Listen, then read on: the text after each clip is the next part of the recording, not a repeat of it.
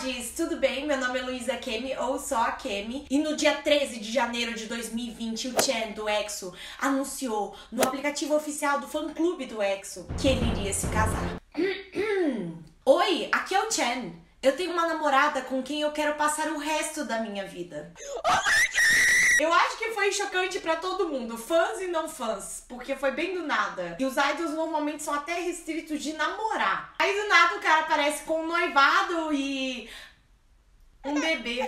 Durante esse tempo, uma bênção veio nos encontrar. Não, tudo bem, não parece tão claro que é realmente um bebê a caminho. Mas é porque em coreano, a palavra que ele usou, que é chobok, uma palavra que significa, tipo, a tradução é bênção, etc. Mas geralmente é usada numa citação de Call me baby. Depois a SM Entertainment, que é a companhia do EXO, confirmou realmente isso. Chen vai ser papai, baby daddy. Se a terceira guerra não tinha começado com o Trump ainda, as EXO-Ls tomaram essa responsabilidade pra si e iniciaram. Eu, como EXO-L, eu acordei e comecei o dia bem assim.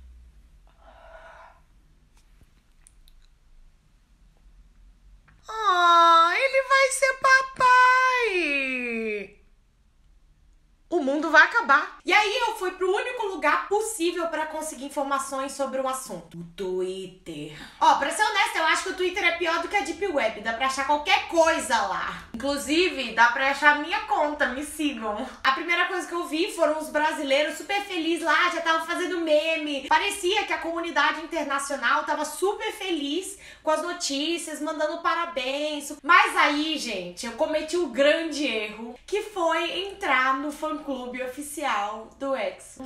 O caos! Grande parte das fãs coreanas que pagam pelo fã-clube tinham um argumento principal pra querer tirar o Chen do grupo. Eu pago suas contas. Então, segundo elas tinham o direito de tomar a decisão se ele ficaria ou não no grupo, e as fãs internacionais não teriam voz, porque elas não pagam boleto nenhum. No fã-clube oficial do EXO, você pode ter um fã-clube basic, que é você não paga, mas também não recebe tantas atualizações nem convite para eventos tipo especiais, e você pode ser Ace, que no caso eu paguei porque eu sou trouxa.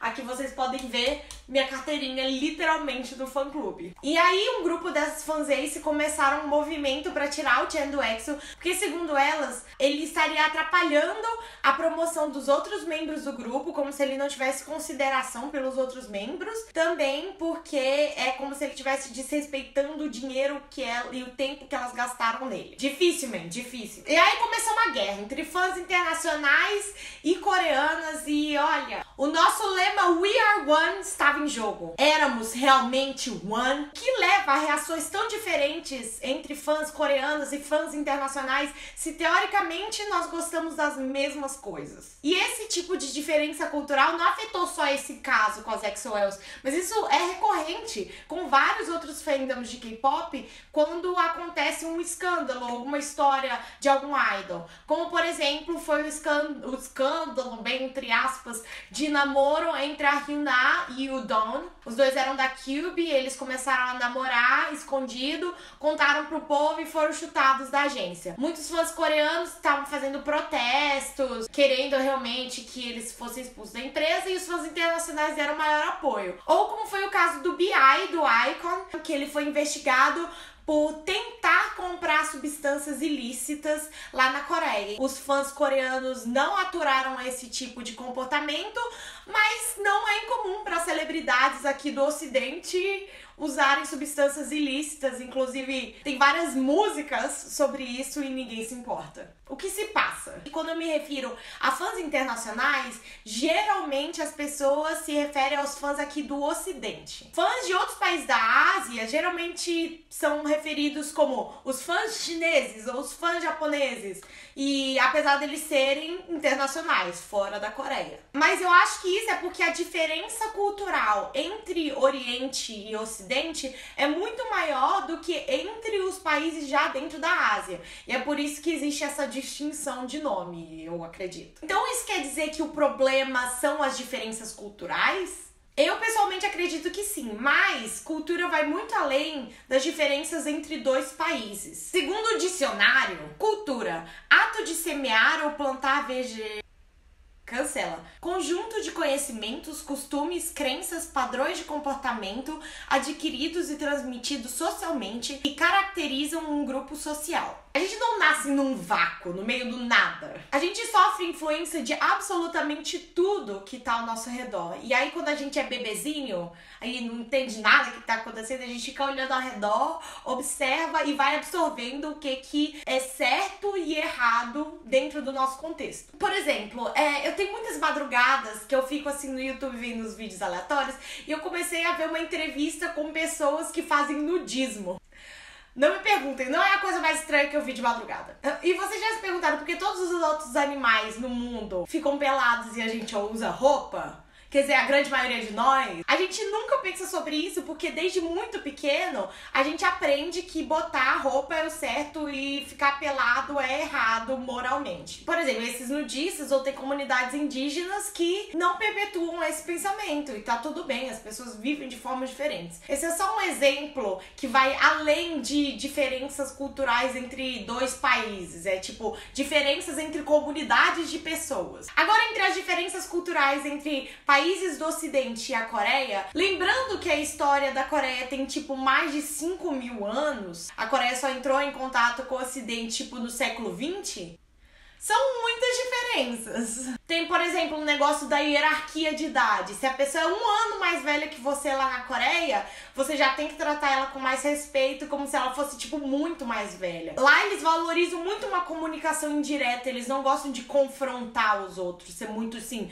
papapum, é isso que você fez, eu te odeio. Lá não é assim, eles ficam tipo assim, talvez eu não goste muito de você, porque você fez essa coisa que talvez tenha me magoado. Tá, mas o que isso tem a ver com o K-pop? O K-pop, antes de qualquer coisa, é um produto cultural da Coreia e reflete os valores coreanos. Quer dizer, com a popularização do K-pop no ambiente internacional, meio que o K-pop tá tentando se adaptar a essas duas realidades. Mas ainda é verdade que ela reflete bastante os valores da cultura coreana, que é a cultura de origem. Tem uma matéria que é muito interessante, que é do super interessante, que eles falam sobre diplomacia e K-pop, e eles contam a história de como o Lee Soo-man, o famigerado Sr. SM Entertainment, morou nos Estados Unidos nos anos 80 e ele se inspirou muito no pop americano para criar uma coisa parecida na Coreia e formar o K-pop do jeito que ele é hoje. Em 1992, estourou na Coreia o grupo que moldaria o K-pop do jeito que a gente conhece hoje em dia, que é o Seoul Taiji and Boys. Eles tinham um estilo diferente dos outros artistas da época, porque os artistas coreanos, no geral, eles ainda tinham muito aquele look conservador, vou cantar de terno, umas baladas patrióticas. O Seoul Taiji não, eles apareceram num show de talento em que eles usavam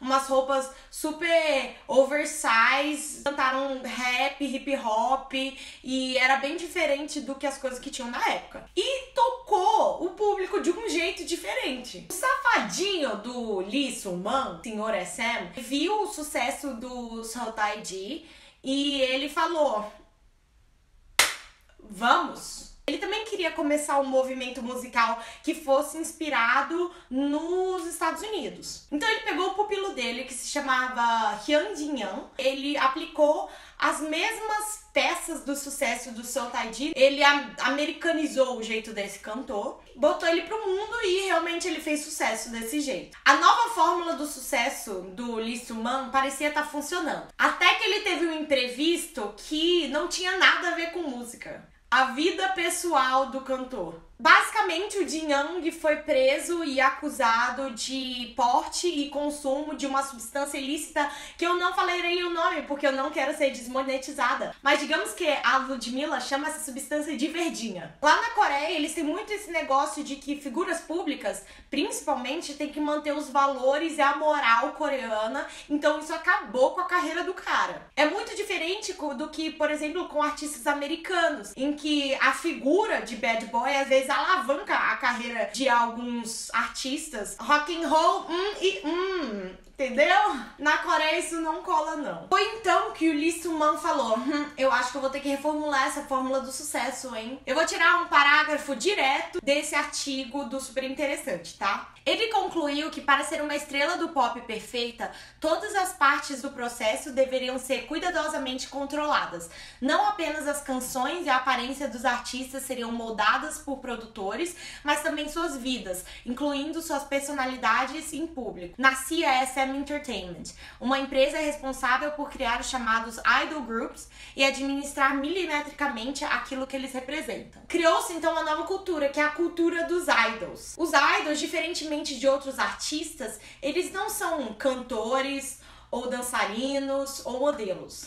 Eles são cantores e dançarinos e modelos e muito mais. Eu li em alguma notícia uma coisa que me abriu muitos olhos, que ser idol para essas pessoas não é o trabalho deles, é o estilo de vida deles. Por exemplo, o meu bias, Baekhyun, do EXO, ele não vai lá no showzinho, no estúdio de gravação dele, aí ele bate o ponto de 8 horas e vai embora pra casa. A vida dele se torna o trabalho quando ele tem que voltar pra casa e é um dormitório compartilhado com todos os membros, quando ele não tem direito a namorar ou ter vida social, quando ele precisa medir todas as palavras que saem da boca dele, porque senão ele pode causar a maior polêmica por uma palavra, pode ter até as roupas dele do aeroporto controladas porque alguma marca pagou para a empresa dele usar essa roupa nesse dia no aeroporto. Eu sei que grande parte do ofício de ser celebridade é meio que abrir a sua vida privada para o público. Mas eu acho que a cultura de idols é ainda muito diferente da cultura de celebridades normais. Porque ser um idol é quase não ser humano. Você tem que ser um ser perfeito em todos os aspectos, você não pode errar e você tem que meio que viver em prol dos seus fãs a sua vida toda. Sua vida é agradar os seus fãs. O modo em que os fãs de K-pop agem também é diferente do que os fandoms de outras celebridades, digamos assim. Tem, por exemplo, a criação de fã-clubes para membros específicos ou para grupos específicos, em que as administradoras do grupo viram até paparazzis pessoais dos idols. Chega vezes em que elas vão em tantos eventos diferentes, os membros dos grupos são capazes de reconhecer a administradora. Tem esse negócio de comprar 20 bilhões de álbuns quando faz um comeback, porque não é só esse negócio tipo, comprar mais álbuns me dá a chance de ir no fansign. Eles têm essa ideia de dar apoio ao seu idol. Por exemplo, aqui no Brasil eu vejo muita gente que gosta de música,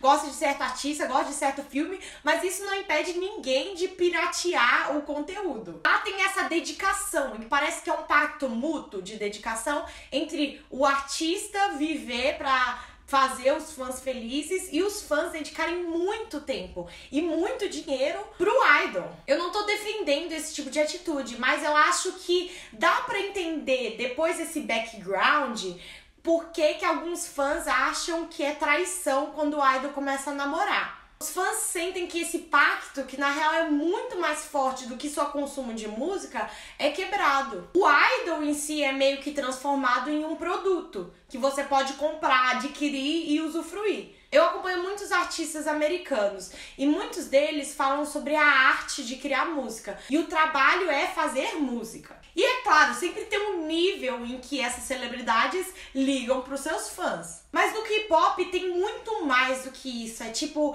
eles têm essa ideia de fanservice, que são pequenos atos que os idols fazem para agradar os fãs. Fazer coisas fofinhas com os outros membros, porque vão fazer os fãs felizes. Tem muito disso. Nesse caso do Chen, eu vi muitas fãs internacionais falando para as fãs coreanas: você acha que você é namorada dele pra ele tá te traindo desse jeito, minha filha? E eu não tô falando que a atitude de tratar o Chen como produto tá certa. Pelo contrário, na verdade, todos os dias depois que essa notícia saiu, eu vou todos os dias lá no fã-clube e eu boto posts de apoio ao Chen falando pra ele ficar porque eu quero que ele fique. E eu também acredito que algumas dessas fãs acreditam sim que elas têm um relacionamento com o Chen, porque muitas vezes a indústria do K-pop ultrapassa essa linha do que é profissional e pessoal. E não é culpa dos idols, eles estão apenas fazendo o trabalho deles. Eu acho que é um problema sistemático da indústria do K-pop.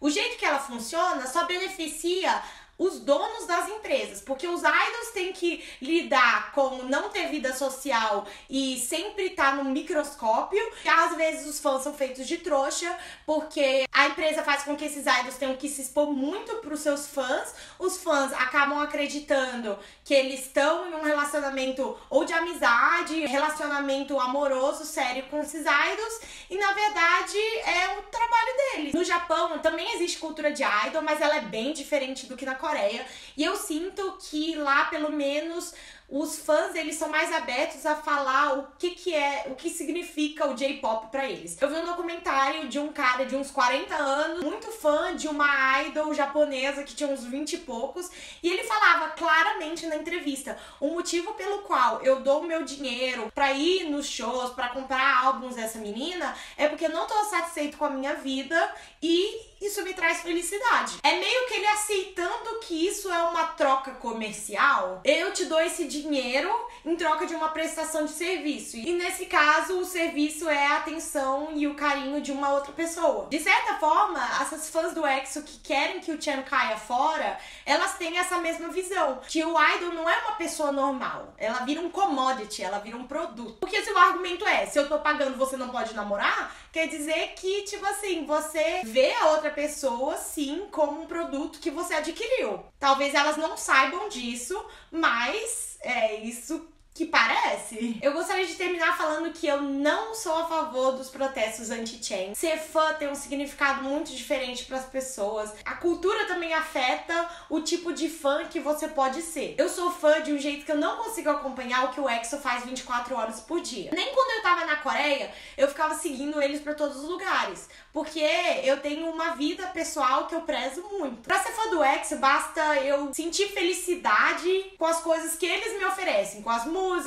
com os shows. Eu fico feliz com os produtos, claramente. E eu também gosto de ver a personalidade deles nos talk shows, essas coisas. Eu acho incrível. Na verdade, eu fico com pena de todo mundo nessa situação. Primeiramente, e principalmente dos idols, porque eles são os que mais sofrem com esse sistema do K-pop. Eles ganham muito menos do que eles deviam. Tipo, alguns contratos, eles só ganham 40% dos trabalhos que eles fazem.